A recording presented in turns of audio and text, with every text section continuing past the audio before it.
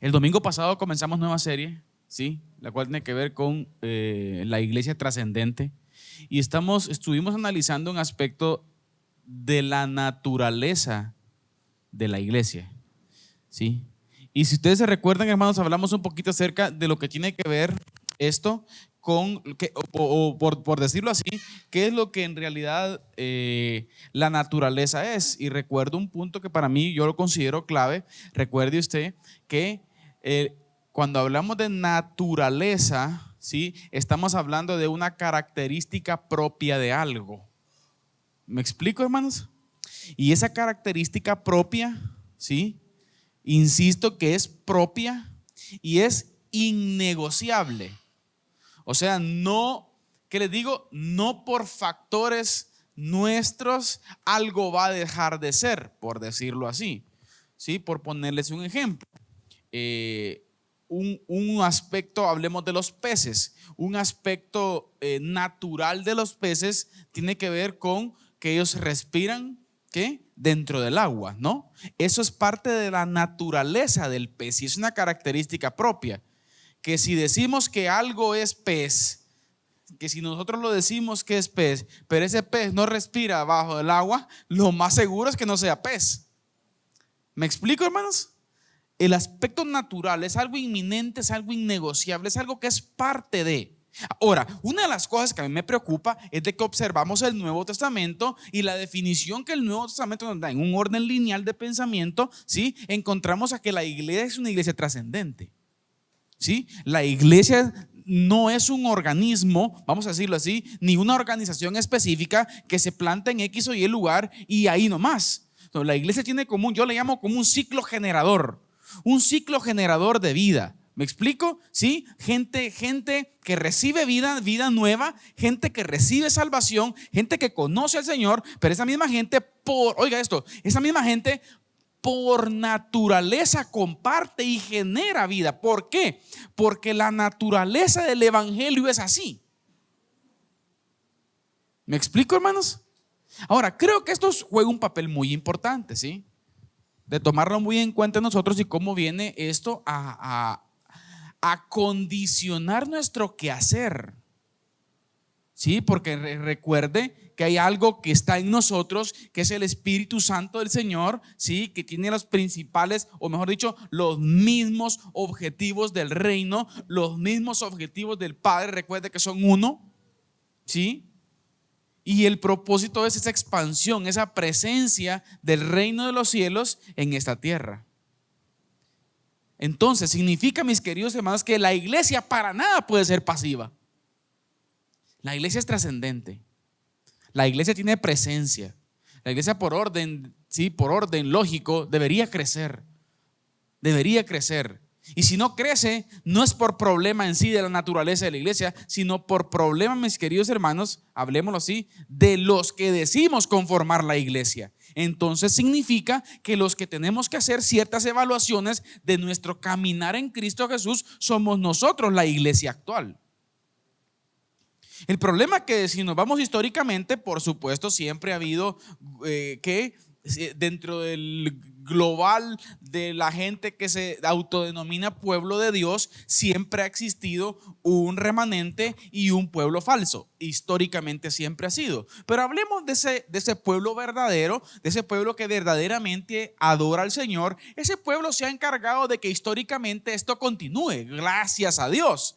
Bendito sea el Señor por hombres fieles que dieron su vida por la causa para que hoy nosotros 2000 años después estemos gozándonos aquí escuchando un evangelio aún. El punto radica que ellos hicieron su trabajo y es importante que nosotros como iglesia también estemos generando nuestro trabajo para las futuras generaciones. Y por eso planteamos, miren hermanos, de la trascendencia de la iglesia. La iglesia no es pasiva. El reino del Señor no se termina con nosotros. Sería egoísta de nuestra parte, por ejemplo, que el reino del Señor deje de funcionar cuando muramos todos los que estamos aquí. O los 130 y algo que están en la lista de membresía, ¿no? Se murieron todos, muchachos, ya estuvo, tranquilo, ya terminó el trabajo. No, esto sigue. La iglesia es trascendente. Aparte que, bueno, Iba a decir, no vamos a morir todos al mismo tiempo, pero eso no se sabe, ¿verdad? Hoy con tanta cosa que hay, pues pudiese ser. Pero la iglesia en sí, mis queridos hermanos, tiene ese sentido trascendente. Entonces, el planteamiento es ese, que nosotros como iglesia entendamos esa parte. Y hoy vamos a comenzar a ver 3 elementos que para nosotros, sí, y según la Escritura, juegan un papel muy importante para que la iglesia comprenda esa trascendencia.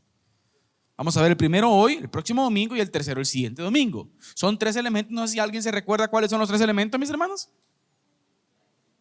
Conocer, ahí está, pastor, por favor, usted sí, pastor.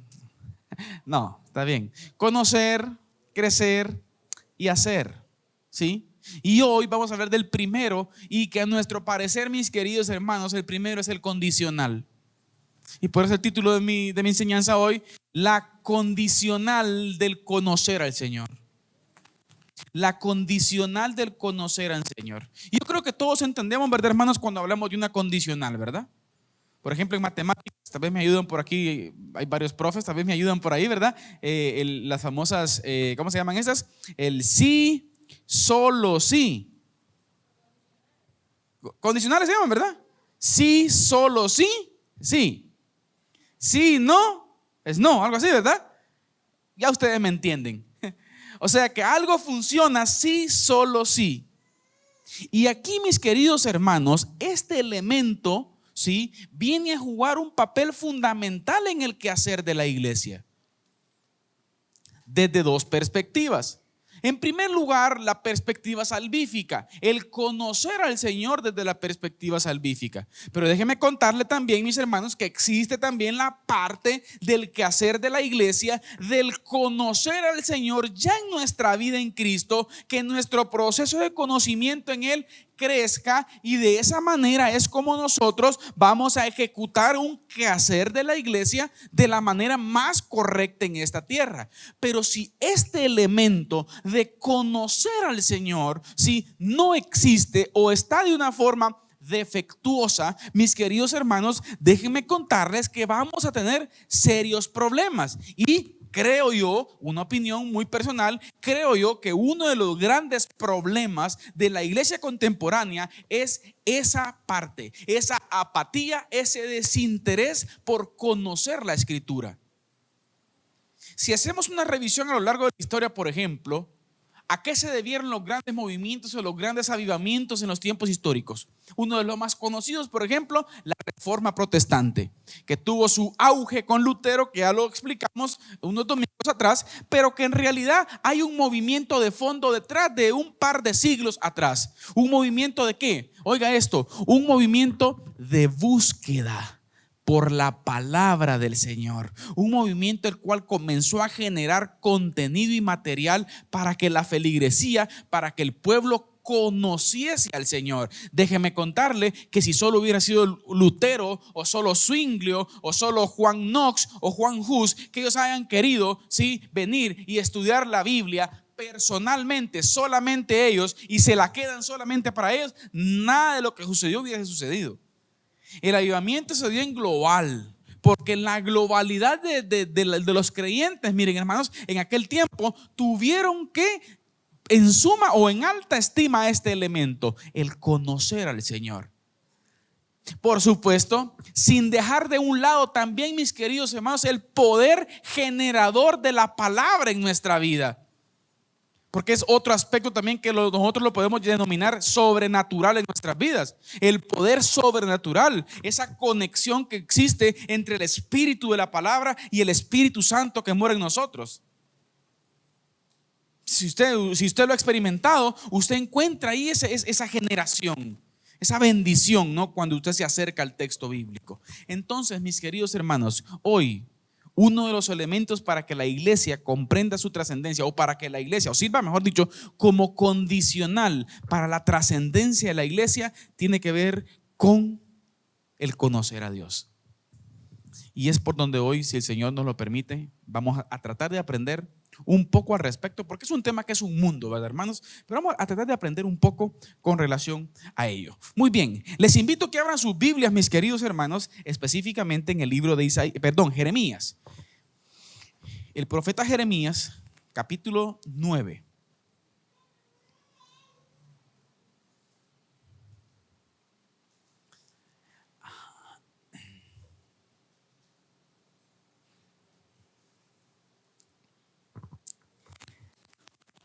De manera introductoria, antes de leer el pasaje bíblico, quisiera citarles las palabras del profesor A.W. Tozer, el cual dice, escuche esto mi hermano, que es clave. Un concepto correcto de Dios es básico, no solamente para la teología sistemática, sino así también para la vida práctica del cristiano. Repito, un concepto correcto de Dios es básico no solamente para estudios teológicos, sino para la vida práctica del cristiano. Creo, dice el profesor Tozer, que no hay un error en doctrina, escucha esto hermano, no hay un error en doctrina o un fracaso en la aplicación de la ética cristiana que no pueda ser basada finalmente en pensamientos imperfectos e innobles acerca de Dios. O sea, en resumidas palabras, el profesor Tozer lo que dice es de que el principal problema de la iglesia, ¿sí?, en cuanto a práctica, en cuanto a ética, en cuanto a principios, en cuanto a todo, tiene que ver con el conocimiento acerca del Señor. No está de más, por supuesto, hacer la cita suprema, ¿no?, a nuestro Señor que dijo: mi pueblo perece por falta de conocimiento. Históricamente lo cita el Señor, lo cita Cristo Jesús también en el Nuevo Testamento. Consideramos que es un punto principal, ¿no? Mi pueblo perece por falta de conocimiento. Pero miren lo que dice Jeremías capítulo 9, verso 23 y verso 24. ¿Lo tienen, mis hermanos? Uno de los pasajes bíblicos que vamos a estar leyendo en cuanto a ello. ¿Sí lo tienen? Así dijo Jehová: no se alabe el sabio en su sabiduría, ni en su valentía se alabe el valiente, ni en su valentía se alabe el valiente, ni el rico se alabe en sus riquezas, mas alábese en esto el que se hubiere de alabar, en entenderme y conocerme, que yo soy Jehová, que hago misericordia, juicio y justicia en la tierra, porque estas cosas quiero, dice Jehová. Amén. Hermanos, qué especial entender, fíjense hermanos, este pasaje bíblico. El contexto específico, encontramos una amenaza del Señor anteriormente hacia el pueblo de Israel, ¿sí?, por su constante desobediencia, y una amenaza de exilio que, por cierto, posteriormente se terminó ejecutando, ¿sí? Pero me llama la atención, fíjense hermanos, que en el centro de este diálogo que el profeta tiene con el pueblo, encontramos específicamente esta frase. Y el Señor, todavía dándole al pueblo cierta oportunidad de que el pueblo pudiese, miren hermanos, que enderezar su camino, le da un consejo específico y supremo de cuál es la clave para poder enderezar ese camino, ¿sí? Y lo que dice es: así dijo Jehová, no se alabe el sabio en su sabiduría, mire, ni el valiente se alabe, ni en su valentía se alabe el valiente, ni el rico se alabe en sus riquezas, sino que si hay algo en donde ustedes pueden alabarse, o lo que ustedes deberían de buscarle, dice el Señor, es dos puntos importantes. Número uno, escuche, en entenderme. Entenderme. Y aquí estamos hablando, miren hermanos, de un punto el cual tiene que ver de que nosotros como creyentes estamos llamados a entender las cosas que el Señor nos ha revelado. Hay gente que se jacta para contradecir este punto, miren hermanos, que dice: no, mira, que el Señor es eterno y Él no podemos alcanzar la magnitud del entendimiento, o no podemos alcanzar a entender todo lo que Él es, ¿sí? Hay misterios y Dios es grande. Mucha gente se trata de justificar con este argumento, pero déjeme decirle, mi querido hermano, que no es un argumento del todo válido. Sí, es verdad que Dios es un Dios que inexplicable, Pero déjeme contarle que la escritura, el Señor utiliza la escritura, nos la revela, utiliza lenguaje sencillo, utiliza lenguaje antropomórfico, dicen algunos, ¿verdad? El cual tiene que ver con cosas de, ¿qué? Cosas de los hombres, experiencias específicas, en donde Él es claro en decir, mis queridos hermanos, que Él se presenta.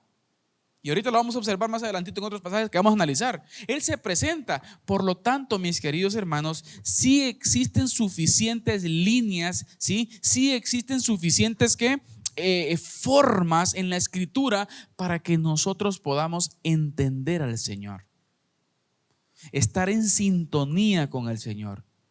Y si hay algo de lo que podamos destacar en esta tierra, mis queridos hermanos, que el humano puede hacer, es eso: esforzarse en gran forma de entenderlo, de comprender cuáles son sus propósitos, de comprender cuáles son sus objetivos, porque cuando usted y cuando yo lo entendemos a Él, vamos a comenzar a vivir de la manera que Él quiere y vamos a comenzar a hacer las cosas de la manera en que Él quiere. ¿Me explico? No sé, pongamos un ejemplo así para poder comprender este aspecto.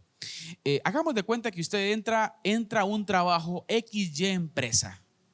Usted se desempeña en muchas cosas. Aquí hay muchas personas que nos desempeñamos en muchas cosas. Pero me voy a poner de ejemplo yo. Por ejemplo, una empresa de industrialización de ¿qué? Por ejemplo, ahí están estas famosas empresas que venden estructuras metálicas. Yo tengo mi oficio. Yo tengo un entendimiento de lo que hago. Pero vengo yo, mis queridos hermanos, y me agarran así: mira, vas a trabajar aquí. Mañana a las 7 comenzás. Así que adentro, pum. Y me comienzan a mí a decir: mira, anda a hacer costaneras, anda a partir láminas, anda a hacer algo. Les hago una pregunta: ¿consideran ustedes que yo puedo tener la capacidad de hacer eso? No entiendo. O sea, no sé cómo, ni siquiera tal vez ni cómo comenzar, porque no tengo el entendimiento de cómo ejecutar herramientas y todo lo que ahí hay.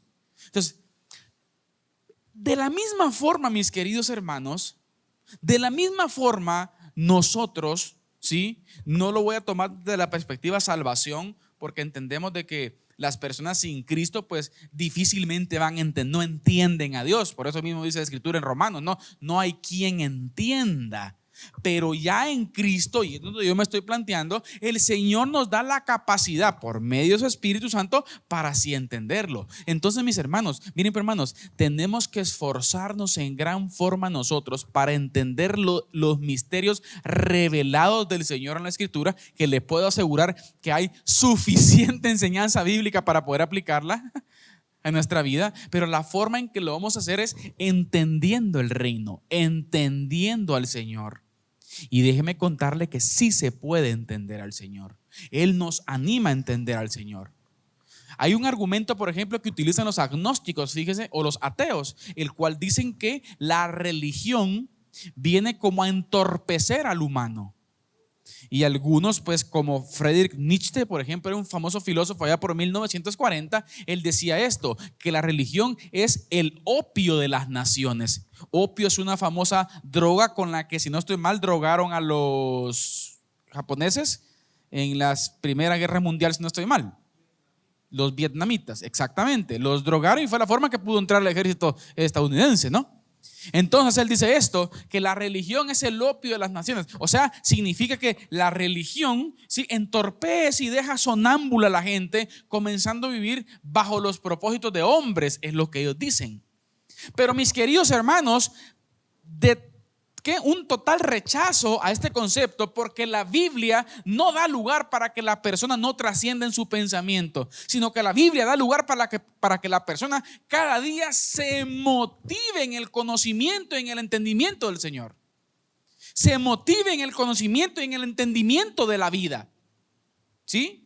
Y miren, hermanos, se los puedo asegurar que existe gente, nosotros hemos tenido gente o nos relacionamos con bastante gente de comunidades en donde es muy alto el índice de educación o de analfabetismo, mejor dicho.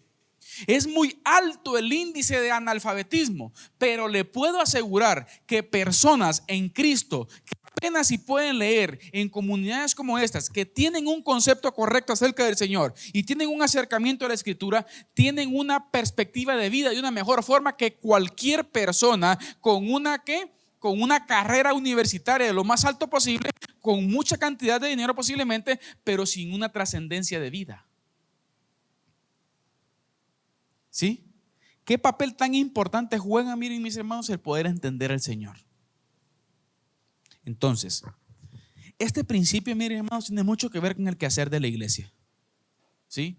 Entender al Señor. Hay un ejemplo que a mí siempre me encanta, fíjense hermanos, citarlo, y lo voy a volver a citar en el Evangelio según Lucas, si no estoy mal, capítulo 9, ¿sí? Donde menciona la famosa historia aquella donde el Señor Jesucristo va y manda a Juan y su hermano a que vayan a preparar lugar porque él va a ir a Samaria.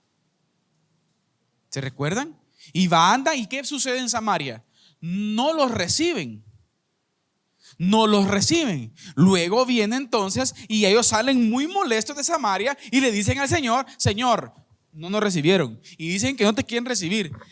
Permítanos que oremos al Padre para que descienda fuego sobre Samaria. Y el Señor los mira y les dice: ay, mis hijos, vosotros no sabéis de qué espíritu sois. En otras palabras, miren hermanos, les dijo: ustedes no entienden.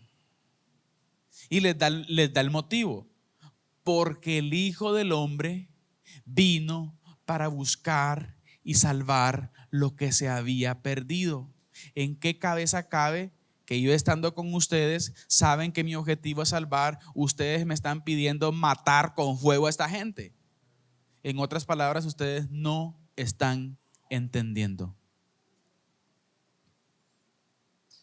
Entonces pudiéramos hacernos una pregunta, ¿verdad, hermanos? Si la iglesia actual hoy en día no ejecuta un ministerio el cual le fue asignado, el cual le fue dado, el cual es parte de su naturaleza, creo que la respuesta a este cuestionamiento podría ser que la iglesia no está entendiendo. Y por eso es que el Señor destaca aquí las palabras con el profeta Isaías: si en algo quieren alabarse, alábense en entenderme. Y luego dice: y conocerme. Y fíjense que a mí me encanta, miren hermanos, las raíces de las palabras que encontramos, por ejemplo, en el conocer. ¿Sí? Cuando hablamos de conocer, cuando dice aquí en entenderme y en conocerme, tanto en el idioma hebreo como en el idioma griego, en el Nuevo Testamento, estas palabras, miren hermanos, tienen que ver con intimidad. ¿Sí? Tienen que ver con un acercamiento, tienen que ver con una relación muy, pero muy estrecha entre el adorador y el Padre. ¿Sí? Un acercamiento, tener un concepto, mis hermanos, alto y en alta estima, el poder yo acercarme al Señor, el poder yo tener un entendimiento acerca de Él. ¿Sí? Y tenemos que decir, mis hermanos, que el entender al Señor, ¿sí?, está precedido por el conocimiento, porque si yo a Él no lo conozco, yo a Él no lo voy a entender. Amén. Por lo tanto, es fundamental que nosotros, mis queridos hermanos, ¿sí?, tengamos una actitud correcta en cuanto al conocimiento de la Escritura, en cuanto a la Biblia en sí. Pero sabe, a veces tenemos una actitud apática hacia la Escritura, una actitud indiferente hacia ella. No, a veces decimos que no tenemos tiempo para, pero saben, mis queridos hermanos, todo es cuestión de actitud. Yo siempre, fíjense, es uno de mis argumentos válidos, y recuerdo siempre los tiempos cuando nosotros todavía hacíamos tiempo para otras cosas, ¿verdad? Y yo recuerdo que a mí siempre me encantó, por ejemplo, el fútbol. A mí siempre me encantó y me desvalía por el fútbol. Por cierto, que a veces ni venía los domingos aquí por causa del fútbol. Fíjense. Y recuerdo en cierta forma, en su momento, cuando yo ya comencé a trabajar, habían veces que los partidos tocaban sábados a la 1 de la tarde. Era casi imposible para alguien con carnicería estar a la 1 de la tarde ya libre. Era casi imposible, rozando la imposibilidad. Sí, porque lo normal era comenzar, ¿qué? 5, 6, 4 de la mañana. Pero los días que yo tenía juego, yo madrugaba a la 1 de la mañana, me iba hacia el rastro, pedí de favor al destazador que me tuviera listo. Yo estaba a las 2 comenzando y a las 12 del mediodía yo ya estaba lavando el local y a las 12:30, 12:35 yo estaba cerrando y estaba llegando a la 1:10 al lugar de los hechos. ¿Por qué? Porque tenía un interés, porque tenía una motivación, porque había algo en el fondo que me gustaba. Pero mis queridos hermanos, qué tremendo es luchar con eso. ¿Sí? Qué tremendo es luchar con eso. Cuando en nuestro corazón, cuando en nuestro ser interior, a veces no tenemos ganas ni de leer nada, ni de acercarnos a la escritura. Yo creo que hermano Eddie tocaba ese punto hace un par de domingos, ¿no? En donde decía, usted puede tener intención de cualquier cosa que en su corazón no pasa nada, decía, de verdad, pero no vaya a ser que usted tenga la intención de ejecutar algo para el reino que se va a comenzar a luchar con todas las potestades de este mundo, decía él, ¿verdad? Y en primer lugar con nosotros mismos, ¿sí? Siempre se va a dar ese fenómeno, pero creo yo, mis queridos hermanos, que la gana y que la actitud mueve cualquier cosa en nuestras vidas. ¿Sí? Ahora, el punto aquí radica, hermanos, no perdamos de vista la condicional. La condicional. Es fundamental que nosotros tengamos este elemento en nuestra vida, porque si este elemento de conocimiento no está en nuestra vida, va a ser muy difícil que nosotros trascendamos como creyentes, como discípulos del Señor, pero de igual forma, mis queridos hermanos, va a ser imposible que trascendamos como iglesia. Porque vuelvo a repetir, el avivamiento de la iglesia no se da que de una forma, ¿cómo vamos a decir? De afuera hacia adentro. No. Un avivamiento en la iglesia no se da de afuera hacia adentro, se da de adentro hacia afuera. ¿Sí? De adentro hacia afuera. Y tenemos que comenzar todos por nosotros mismos. No pensemos en querer componer gente. Sí, que el pastor que se componga, sí, que el diácono, sí, que la maestra, sí, todos, pero yo voy a trabajar conmigo mismo. Y si cada uno de nosotros tenemos la intención de trabajar con nosotros mismos, entonces las cosas van a cambiar, mis queridos hermanos. Pero ¿cuál es el problema desde la iglesia hoy en día? La iglesia hoy en día siempre somos buenos para señalar. De cosas que nos pasan, todo el mundo tiene la culpa, menos yo. ¿Sí? Menos yo.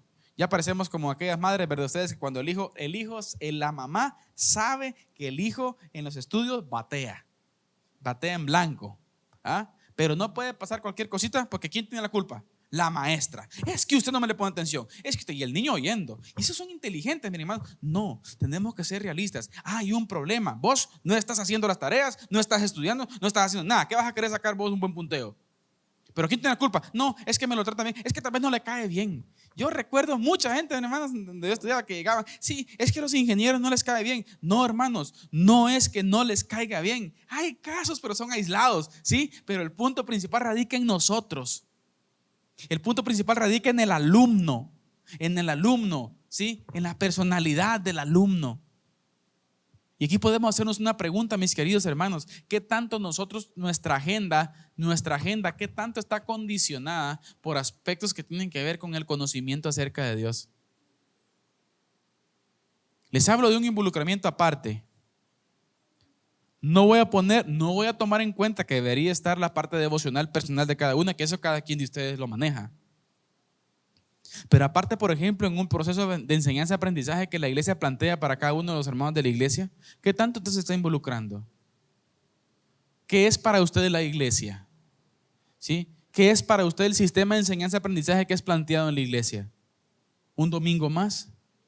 ¿O será que puede ser cierto que hemos entrado a la nube o a la burbuja que presenta, por ejemplo, este filósofo que les hablaba yo, Friedrich Nietzsche, el cual dice que la religión es el opio de las naciones? ¿Será que estamos en una era sonámbula en donde usted va y viene a un templo evangélico? ¿Sabe que podemos llegar a ese punto, mis hermanos? De ir y venir a un templo evangélico sin ningún tipo de trascendencia. Pero el conocimiento del Señor, mis queridos hermanos, no va a permitir que eso suceda. Ahora, podemos preguntarnos, mis queridos hermanos, ahora al observar este punto, la importancia de entender y conocer al Señor. En nuestro tiempo, nosotros específicamente, ¿de qué forma podemos entender y conocer al Señor? Eso es lo más lindo de todo, miren hermanos, que así como el Señor en su majestuosidad, en su, no sé qué palabra utilizar para manifestar su grandeza, en la infinitez de su grandeza, Él decide revelarse a lo más sencillo para nosotros, para que sea entendible. Y me llama la atención, miren hermanos, que por ejemplo el apóstol Pablo en la carta a los Colosenses cita unas palabras muy importantes. Les invito a que abran Colosenses capítulo 2.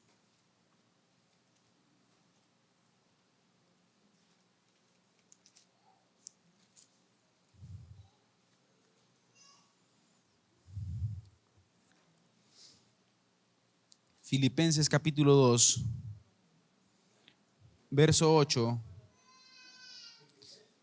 Colosenses. Filipenses dije. Padre Santo, hermano. Perdón, hermano. Algo cruzado, ¿verdad? No, era solo para ver si ustedes están atentos. Colosenses capítulo 2, versos 8 y 9. ¿Lo tienen, hermanos?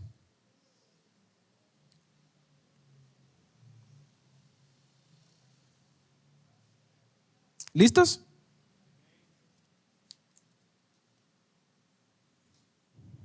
Dice la Escritura: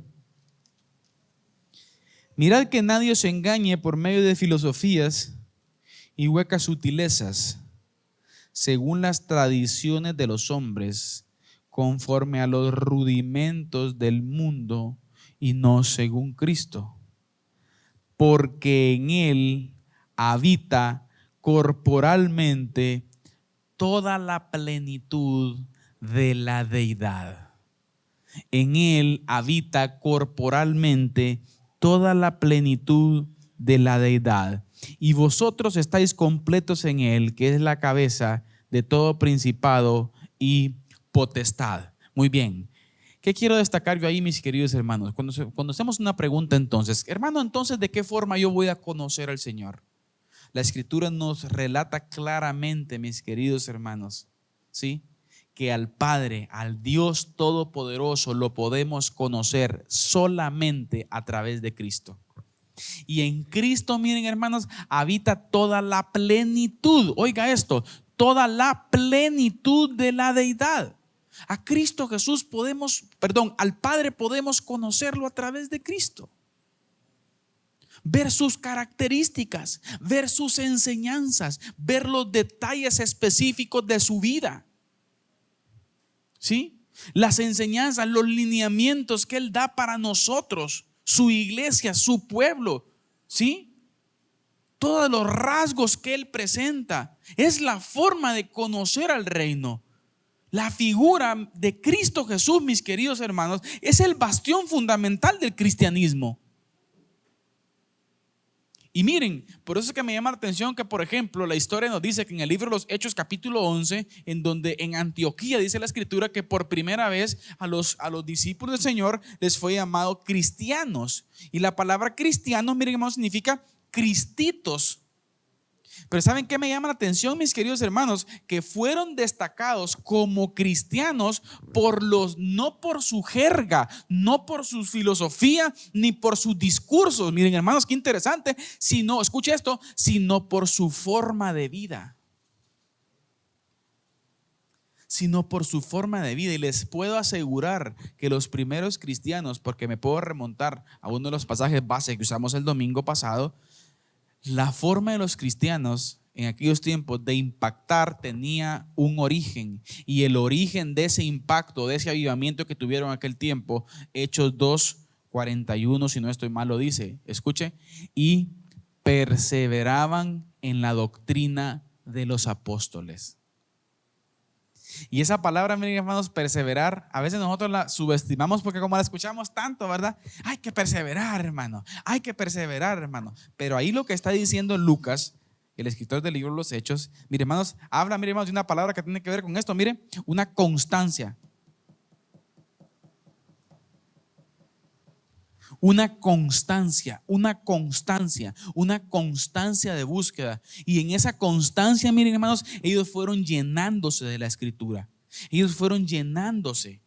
Ellos fueron aprendiendo, y de acuerdo a cómo fueron aprendiendo a través de Cristo Jesús, miren mis hermanos, ellos llegaron a impactar de la manera que impactaron. Porque ellos conocían, porque ellos entendían al Señor. Pero qué difícil se está tornando para la iglesia actual esto, ¿verdad, hermanos? Y saben, una de las mayores excusas hoy en día en una sociedad postmodernista en donde hay tantos factores, ¿verdad?, ustedes que están afectando, y uno de los cuales, por ejemplo, es el materialismo, ¿verdad? Ustedes un énfasis, pues, que un poco más alto en querer tener cosas, que no está mal. Siempre hemos dicho que no está mal siempre y cuando nosotros nos organicemos bien, pero una de las grandes excusas para no someterse a un proceso de aprendizaje o de enseñanza-aprendizaje en la iglesia tiene que ver con el tiempo. La gran mayoría de gente, el argumento principal es tiempo. Pero es increíble, fíjense hermanos, que según estadísticas de un grupo, que es un grupo que se encarga de hacer investigaciones a la iglesia de Cristo, que es el grupo Barna, hace ver, miren hermanos, que de acuerdo a un análisis y estudio que ellos hacen, nosotros, por ejemplo, solo por poner para muestra un botón, ¿no? Nosotros, por ejemplo, del tiempo que dedicamos diario, ¿sí?, al Facebook, aproximadamente, al hacer un recuento de lo que le dedicamos solo al Facebook, creo yo que si agregamos por ahí estados de WhatsApp y todo, ¿verdad? Solo el Facebook, según en el año nosotros invertimos aproximadamente de 50 a 56 días.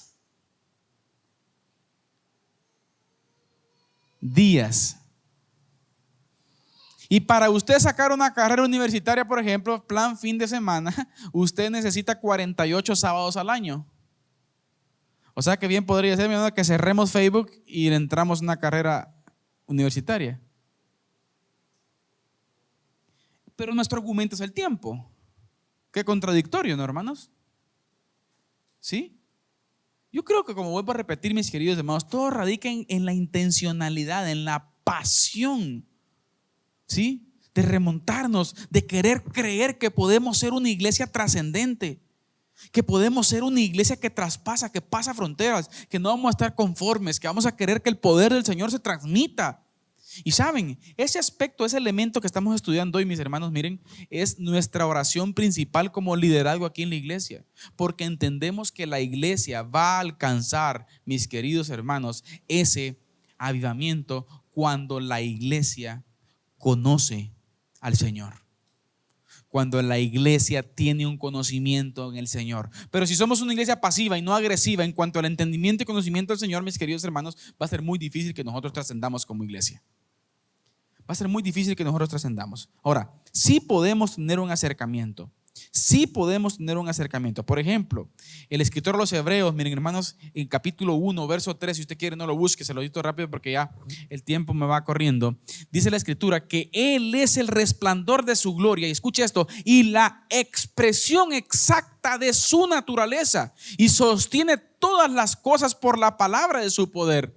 ¿Quién? Cristo Jesús. Él es la expresión exacta. La expresión exacta de su naturaleza, de la naturaleza del Padre. O sea que nosotros, siendo sabios, deberíamos de hacerle un estudio minucioso a Cristo Jesús para alcanzar la sabiduría más alta de este mundo, mis hermanos.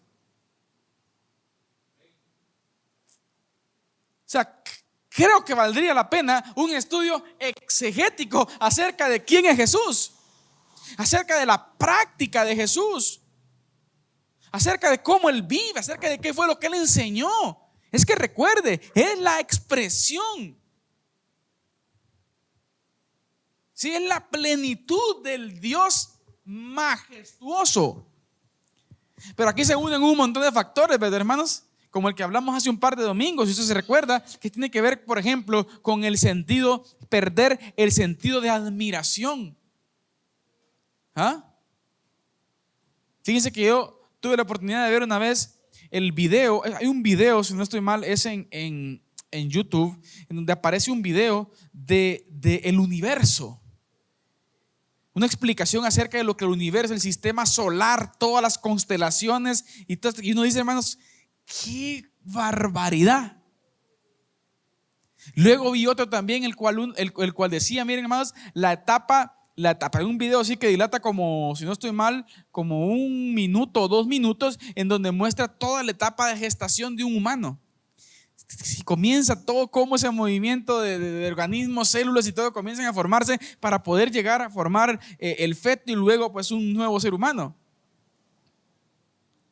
Y uno dice, qué barbaridad, ¿sabe? Ese Dios majestuoso que diseñó la vida es el Dios que está aquí presente en Cristo. O sea, admirémonos por eso, mis hermanos. Tenemos a nuestra disposición la sabiduría más grande. Y la forma en que nosotros vamos a poder trascender, mis hermanos, va a ser única y condicionalmente conociendo al Señor, entendiendo al Señor. ¿Sí? Eso es muy importante. Y saben, quiero ir ya finalizando. Saben, mis hermanos, una de las cosas que a mí me llama la atención y es la base para mí, y si ustedes quieren, lo pueden ustedes leer, pero si usted quiere, podemos hacerlo así rapidito. Miren, en la escritura, por ejemplo, en el Nuevo Testamento, uno de los grandes hombres, si no el que el Señor utilizó en gran manera, fue el apóstol Pablo, ¿no? ¿No es así? Vemos a un apóstol Pablo, miren hermanos, con uno de los ministerios más trascendentales que encontramos en el Nuevo Testamento. Pablo venía, fundaba una iglesia, ordenaba a los líderes que establecieran ancianos, que establecieran diáconos. Luego él venía, pasaba a otra iglesia y ya ustedes conocen pues los 4 viajes misioneros que el apóstol Pablo están registrados en la escritura, y un famoso quinto que algunos dicen que pues sí terminó llegando a Tarsis, en este caso España actualmente, ¿verdad? Algunos dicen que sí, otros dicen que no, pero igual yo pienso que sí. Al ver el poderío de Pablo, digo yo, pues pudo haber llegado a tener influencia por lo menos. Entonces, vemos a un apóstol Pablo, miren hermanos, que en la concepción de la iglesia del apóstol Pablo no era una concepción pasiva. ¿Estamos de acuerdo en eso, verdad, hermanos? O sea, el apóstol Pablo no creo que no concebía. No sé si en una de las iglesias actuales Pablo hubiera retirado su membresía. Posiblemente hubiera retirado su membresía. No concibo a Pablo una iglesia pasiva. Y así mismo se lo transmite a sus iglesias. Y saben, miren que me llama la atención a mí, como que es paralelo o que de la misma forma como él escribe a 4 iglesias específicamente. Miren, él lo escribe a los Efesios, él lo escribe a los Filipenses, él lo escribe a los Colosenses y de alguna forma también a los Gálatas. Luego vemos a Pedro en su primera y segunda carta, ya estoy igual que Camilo, yo, ¿verdad? Carte, ¿verdad? Y luego vemos al apóstol Pedro también, miren hermanos, haciendo una referencia al respecto. ¿Y a qué me refiero? Se lo voy a leer uno. Voy a leer la de Efesios. Mire, dice: bendito sea el Dios y Padre de nuestro Señor Jesucristo, que nos bendijo con toda bendición espiritual en los lugares celestiales en Cristo, según nos escogió en Él antes de la fundación del mundo, para que fuésemos santos y sin mancha delante de Él, en amor, habiéndonos predestinado para ser adoptados hijos suyos, miren, suyos por medio de Jesucristo, según el puro afecto de su voluntad. Oiga, voy a adelantar un poquito. Mire, dice en el verso 9: que hizo sobremundar para con nosotros en toda sabiduría e inteligencia, dándonos a conocer el misterio de su voluntad. Aquí voy, según su beneplácito, perdón hermanos, creo que estoy aquí, sí, aquí vamos. Entonces, dice, de reunir todas las cosas en Él, la dispensación del cumplimiento de los tiempos. Mire, en Él asimismo tuvimos la herencia, habiendo sido predestinados. Yo creo que estoy algo confundido aquí. Sí, y más adelante aquí, miren hermanos, encontramos específicamente a Pablo pidiendo al Señor, después de darles todo lo que aquí leímos en cuanto a las características, miren hermanos, pidiéndole al Señor de que ellos, mire, el Señor, verso 17, para que el Dios de nuestro Señor Jesucristo, el Padre de gloria, os dé, escuche hermano, espíritu de sabiduría y de revelación en el conocimiento de Él. Oiga, alumbrando los ojos de vuestro entendimiento, para que sepáis cuál es la esperanza a que Él os ha llamado. Miren hermanos, Pablo, ¿por qué ora por los filipenses?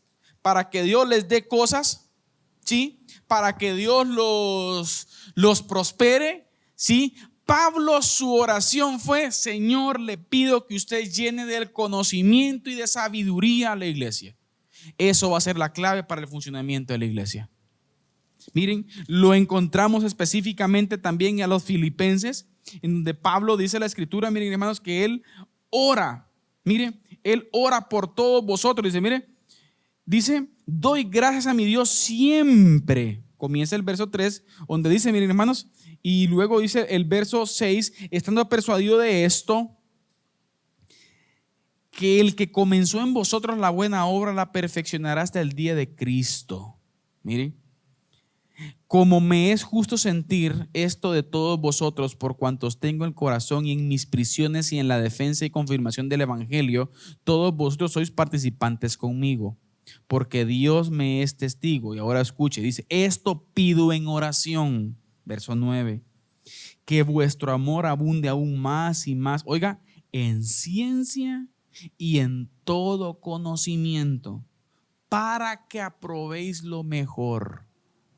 Mire, para que aprobéis lo mejor, a fin de que seáis sinceros e irreprensibles para el día de Cristo, llenos de frutos de justicia que son por medio de Jesucristo para gloria y alabanza de Dios. Pablo ora por los filipenses por el mismo motivo, que sean llenos del conocimiento de Dios. ¿No encuentra usted otra oración? Usted no encuentra otra petición de Pablo por sus hermanos, sino por el conocimiento y el entendimiento de Dios. Y así, miren hermanos, puedo citar también los Colosenses, y así puedo citar los Gálatas, y así puedo citar Primera de Pedro. Por ejemplo, Primera de Pedro, sí, cuando Pedro específicamente a la iglesia en la dispersión le dice que el gran problema por el que están viviendo y por el que están pasando, la gran crisis por la que están pasando, la mejor forma de sobrellevarla es teniendo un acercamiento puro hacia las Escrituras. Entonces, mis queridos hermanos, podemos decir que en el pensamiento del apóstol Pablo, en el pensamiento del Señor específicamente, ¿sí? Decimos que la forma para que nosotros podamos trascender como iglesia, o el elemento principal para que nosotros podamos trascender como iglesia, tiene que ver en el conocimiento de su palabra. ¿Sí? Encontramos, por ejemplo, muchos salmos que hablan al respecto. Lámpara es a mis pies su palabra y lumbrera mi camino. Es un salmo el cual nos muestra, hermano, la grandeza de la palabra específicamente. Salmo 1, por ejemplo. Me encanta también el Salmo 46, donde el salmista David dice: como el ciervo brama por las corrientes de las aguas, así clama por ti, oh Dios, el alma mía. Yo quisiera hacer una pregunta, mis queridos hermanos, en esta mañana. Una pregunta reflexiva, creo yo. ¿Cuánto nosotros estamos dedicando tiempo al entendimiento y el conocimiento de la palabra? ¿Cuánto estamos teniendo un acercamiento a la misma? ¿Cuánto yo abro mi Biblia y tengo contacto con ella? ¿Cuánto a mí me interesa? ¿Cuánto yo me edifico? Miren, hermanos, hoy en día tenemos tanta disponibilidad. No solo vamos a hablar mal de estas cositas.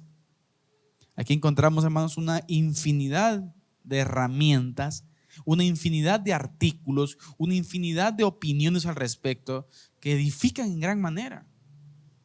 ¿Sí? En esta mañana, mis queridos hermanos, la invitación específica es para que como iglesia podamos, mis hermanos, poner en práctica este elemento, porque consideramos que va a ser el condicional para el resto de cosas que querramos hacer como iglesia del Señor. Tengamos un acercamiento para que sea Él quien pueda, mis queridos hermanos, moldear, como dice Pablo en el libro de Romanos, ¿no? En el capítulo 2, sino siendo transformados por medio de la renovación de nuestro entendimiento. ¿Y qué es lo que va a llevar a la renovación y a la transformación de nuestro entendimiento? La palabra. Así que, mis hermanos, el reto en esta mañana es ese: que usted pueda conocer al Señor. ¿Qué tanto usted conoce al Señor? Conózcalo. búsquelo. Y que Él sea nuestro máximo y gran anhelo, mis queridos hermanos. Amén. Póngase de pie, vamos a orar. Si no hay ninguna pregunta, alguna duda, mis hermanos, alguna opinión al respecto, vamos a orar. Padre, en el nombre de Jesús, le damos gracias, Señor del cielo, por poner siempre en nosotros la disponibilidad del aprendizaje, del conocimiento de su palabra. Gracias, Padre, porque en su palabra hay suficiente presencia, Señor, para que pueda provocar una transformación en nuestro entendimiento, Señor.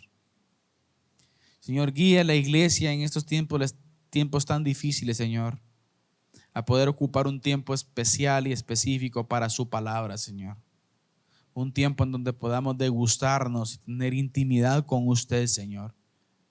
De poder ser bendecidos por el poder de su Espíritu Santo en nuestras vidas, Señor.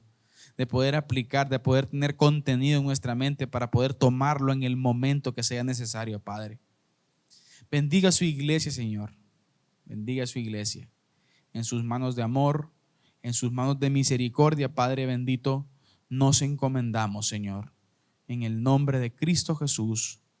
Amén, Señor, y amén.